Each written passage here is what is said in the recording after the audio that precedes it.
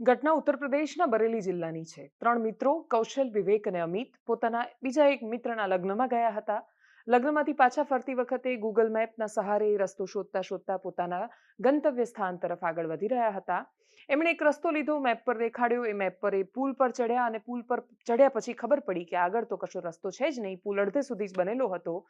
ગાડી સ્પીડમાં હતી. સ્વાભાવિક રીતે પુલ પર થોડી તો સ્પીડમાં હોય જ કે અચાનક બ્રેક ન લાગે અથવા એ દેખાય પણ નહીં કે આગળ પુલ હશે કે કેમ.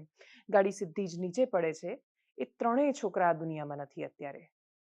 એ કૌશલ, વિવેક કે અમિતની દુર્ઘટનાના સમાચાર તમને એટલે કહી રહી છું કેમ કે મારી સાથે વ્યક્તિગત અને મારી આસપાસ અને કદાચ તમારી સાથે પણ એવી અનેક ઘટનાઓ બની હશે કે તમે ગૂગલ મેપના સહારે ક્યાંક જઈ રહ્યા છો અને આપણે બહુ ગજબ માણસો છીએ. એટલે આપણે ત્યાં સિસ્ટમમાં એસઓપી ફોલો કરવાની કોઈ પ્રથા નથી.